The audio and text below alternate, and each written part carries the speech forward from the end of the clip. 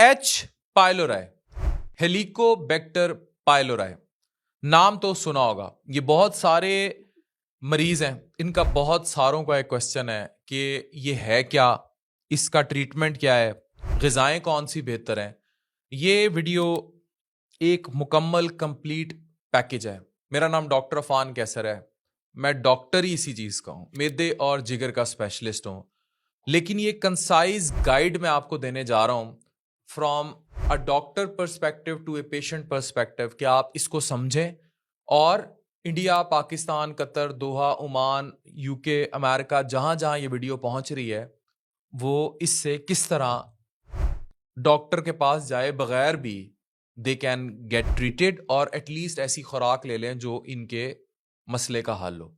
ये सदका जारी है। एच पाइलोराई एक ऐसा बैक्टीरिया है जो पेट, स्टमक की लाइनिंग को इन्फेक्ट करता है और अल्सर्स, अक्सर आपने सुना होगा मैदे में सोजिश हो गई है, गैस्ट्राइटिस, और हत्ता कि अगर ये बहुत ज्यादा सीवियर फॉर्म इख्तियार कर ले तो ये स्टमक कैंसर का भी सबब बन सकता है। इस वीडियो में मुकम्मल डिटेल है और एक एक स्टेप वाइज आपको गाइड किया जाएगा। पहले आते हैं एच पाइलोराई है क्या। ये तस्वीर देखिए, ये एक बैक्टीरिया है जो स्टमक की लाइनिंग में छुप जाता है और वहां सोजिश और डैमेज करता है। ये बहुत आम है मगर हर किसी में सिम्टम्स नहीं आते। सिम्टम्स यानी अलामतें क्या होती हैं? बराबर पेट दुखना, पेट में दर्द होती है, खासकर खाली पेट पर ज्यादा इसकी पेन होती है, एब्डोमिनल क्रैम्प्स उठेंगे, किसी भी एज में हो सकते हैं। फिर पेट फूलना, ब्लॉटिंग, अफारापन, कुछ भी कह लें उर्दू में, ऐसे जैसे कुछ खाया और पेट स्वेल हो गया।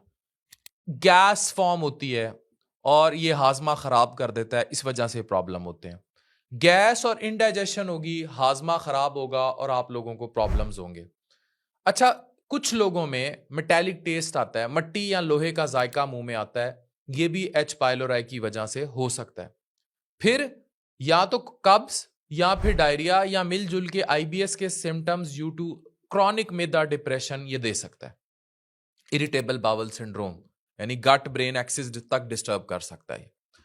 भूख कम लगेगी, कुछ लोगों को ज्यादा भी लग जाती है। मतली या कै की कैफियत रहना, कभी कभी जो है खून वाली अल्सर बन गया, खून वाली उल्टी आ जाना। कैंसर की अलामात में अनइंटेंशनल वेट लॉस, यानी कि आप करना नहीं चाह रहे पर वजन गिरी जा रहा है, ये सारी चीजें। अच्छा, अब टेस्ट कौन कौन से हैं ये आपको डॉक्टर रिकमेंड करेगा। इसमें जो रिलायबल टेस्ट हैं और कुछ सेमी रिलायबल हैं, लेकिन ये सब परफॉर्म होते हैं। एक है यूरिया ब्रेथ टेस्ट, ठीक है, ये सांस के जरिए जो बैक्टीरिया पैदा करता है उसको टेस्ट किया जाता है किट के जरिए, इसे यूबीटी या यूरिया ब्रेथ टेस्ट कहते हैं।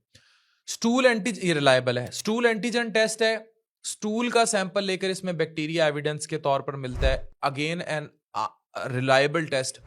फिर एंटीबॉडीज चेक की जाती हैं, ये नहीं बताती कि अभी करंट है या पहले हुआ था, लेकिन ये एंटीबॉडीज आ जाती हैं। बहुत ज्यादा रिलायबल नहीं है क्योंकि ये करंट स्टेटस आपको इन्फॉर्म नहीं कर रहा होता। एच पाइलोराई एंटीबॉडीज होती हैं, but most frequently use test है और ये टेस्ट यूज किया जाता है and it is one of the sources to check कि आप एच पाइलोराई का शिकार हैं कि नहीं। सस्ता भी है तो इसलिए ज्यादा किया जाता है।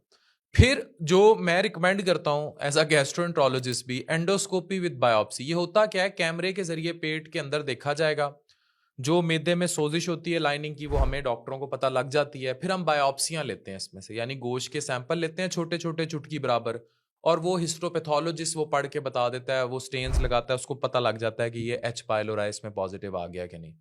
इलाज, अगर ये स्टूल में आ जाए, यूबीटी में आ जाए या बायोप्सी जो बहुत रिलायबल है उस पर आ जाए, तो इसमें एक ट्रिपल थेरेपी दी जाती है जिसमें एंटीबायोटिक्स का कॉम्बिनेशन है और साथ इसमें एसिड कम करने वाली दवाइयां मिलाई जाती हैं। एक बिस्मथ थेरेपी भी है।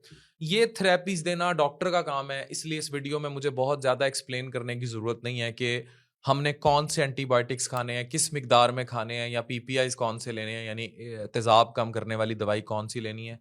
इसके लिए आप लाजमी किसी मौलिज से रुजू कीजिए, प्रेफरेबली स्पेशलिस्ट इन मेडिसन, और जैसे मैं उम्मीद जिगर का, तो किसी को भी दिखा लें, लेकिन ये वाला काम आप डॉक्टर की निगरानी में करें। इलाज का पीरियड 10 से 14 दिन तक होता है। ट्रीटमेंट मुकम्मल जो है करना ज़रूरी है, वरना ये बैक्टीरिया वापस आ सकता है। कुछ लोगों में वैसे भी रिलैप्स दे सकता है। अब उस पार्ट पे आते हैं जो आपने घर में करना है। क्या खाना है, क्या नहीं खाना। अच्छे फूड जो हेल्प करेंगे, बड़ी कंसाइज है। ये तस्वीर देखिए, दही प्रोबायोटिक्स, ये अच्छी बैक्टीरिया को बढ़ाने में मदद करते हैं। गट फ्रेंडली बैक्टीरिया होते हैं जो आपकी आंतों मैदे के लिए अच्छे हैं, जो डाइजेशन हाजमे में मदद करते हैं।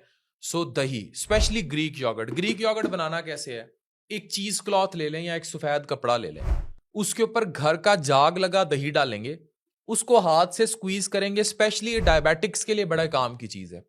तो जो पानी निकल जाएगा और स्टार्च निकल जाएगी, उसकी लस्सी बना लें, जो करना है कर लें। जो पीछे बच जाएगा वो ग्रीक योगर्ट है। मैं कहता हूं नेमत है डायबिटीज के मरीजों के लिए या ओवरऑल गट हेल्थ के लिए।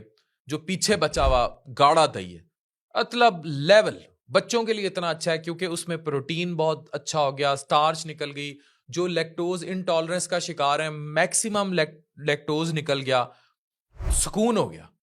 अच्छा, फिर गार्लिक, लहसुन, ये क्या करता है, ये नेचुरल एंटीबायोटिक है, एच पाइलोराई को किल करने में मदद करता है।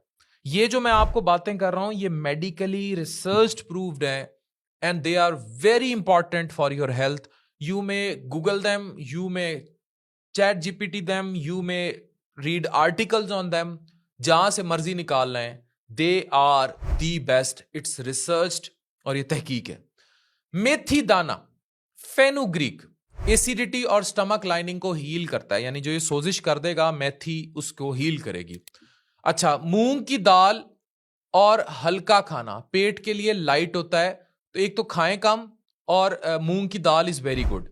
फिर शहद, मैं जो बार बार आपको कहता हूं कि निहार मुंह छोटी माखी के शहद का 1 चम्मच, इसमें एंटी बैक्टीरियल, ये जो आप एंटीबायोटिक्स खा रहे हैं बैक्टीरिया मारने के लिए, ये इसमें प्रॉपर्टीज हैं। ग्रीन टी या जिंजर टी इन्फ्लेमेशन को कम करता है। ऑलिव ऑयल, जैतून का तेल, ये भी सोजिश को कम करेगा। हल्का गर्म पानी सुबह सुबह डाइजेस्टिव सिस्टम के लिए अच्छा है। अच्छा, अब एच पाइलोराई के मुतासरा मरीजों को अगर मैदा ठीक करना है तो क्या नहीं खाना, मसालेदार खाना नहीं खाना। ये पकौड़े, समोसे, दही बल्ले, जलेबियां, बाहर के खाने, मिर्चें डली हुई, तेल तरी वाले खाने। मुझे अफसोस होता है कि आप सहरी बूफे में चले जाएं, अफ्तार बूफे में चले जाएं, दाल नजर नहीं आ रही होगी, तेल नजर आ रहा होगा। मतलब ऐसे लगता है जैसे दाल या चिकन उनको स्विमिंग के लिए छोड़ा गया है गंदे तेल में। और वो तेल कहां से आया, उसकी सोर्स क्या थी, वो किस किस्म का फैट है, क्या उसकी कैटेगरी है, अल्लाह जानता है, ते वो होटल वाले जानते हैं। तो जड़ी वो मुर्गी सी, वो भी उस टाइम जो है वो किस कंडीशन में थी, ये भी होटल वाले जानते हैं, या अल्लाह को उनकी असलियत पता है जिस पे ऊपर जो है ना हिसाब होगा। हमें नहीं पता हम क्या खा रहे हैं। ये चीजों का ख्याल रखें। फिर कुछ लोगों को आदत होती है, एच पाइलोराई का भी शिकार है, हर चीज के साथ केचप रखने की। चिल्ली सॉस, गरम मसाले और फास्ट फूड तेजाब और इन्फ्लेमेशन बढ़ाते हैं। चाय और कॉफी एसिडिक होती है, जो अल्सर को और बिगाड़ सकती है। ठीक है, आपको एच पाइलोराई आया, ऊपर से आप अन्यवाद चाय और कॉफी का इस्तेमाल कर रहे हैं, that is not good for you. फिर कोल्ड ड्रिंक्स, कार्बोनेटेड ड्रिंक्स और अल्कोहल, ये स्टमक लाइनिंग को और डैमेज कर सकता है। फिर प्रोसेस्ड फूड्स जितने हैं, चिप्स, पापड़, सलांटियां, bakery items, fried food, junk, पिज़्ज़े, ये बैक्टीरिया को मल्टीप्लाई करने में मदद करते हैं। इमेजिन कीजिए आप जा रहे हैं KFC और मैकडोनल्ड जो है वो खा के आ रहे हैं और H pylori is very happy, डोले शोले बन गए उसके। एच पाइलोराई से बचने के कुछ टिप्स, आप चाहें ये बैक्टीरिया आप में दाखिल ही ना हो, हमेशा हाथ धोएं। ये बैक्टीरिया अक्सर गंदे पानी और हाथों से स्प्रेड होता है, स्पेशली पोस्ट वॉशरूम। अपने बच्चों को ये आदत डालिए, बहुत गर्म या बहुत ठंडा ना खाएं। दही और प्रोबायोटिक्स को अपनी रूटीन का हिस्सा बनाएं। जल्दी जल्दी ना खाएं, आराम से चबा कर खाएं, it's very important. Stress control कीजिए, 8 घंटे लाजमी नींद पूरी कीजिए। जो लोग स्ट्रेस देते हैं, चाहे वो बेगमात हैं या शौहर हैं, उनको कहें अल्लाह दा वास्ता है स्ट्रेस ना दें। जिंदगी तुसी भी सुकून नाल गुजारो ते सानू भी सुकून नाल गुजारन दियो, क्योंकि स्ट्रेस डायरेक्टली लिंक है एसिडिटी और तेजाबियत के साथ, और ये अल्सर्स को बढ़ाता है। ये वीडियो मेडिकली लोडेड है और ये मुख्तलिफ मिक्स लैंग्वेजेस में थी क्योंकि हमारी ऑडियंस बड़ी डाइवर्सिफाइड है। इसे सदका जारिया समझकर शेयर कीजिए। मैं डॉक्टर अफान कैसर, माहिर अमराज मेदा व जिगर, मुकम्मल तहकीक और वसूक के साथ ये वीडियो आपके साथ शेयर कर रहा हूं, और it will be a game changer for H pylori patients. Please have good health. अपनी सेहत का ख्याल रखिए, सबसे पहले सेहत है। ना ऑडी काम आनी है, ना करोड़ों के बंगले। Thank you very much.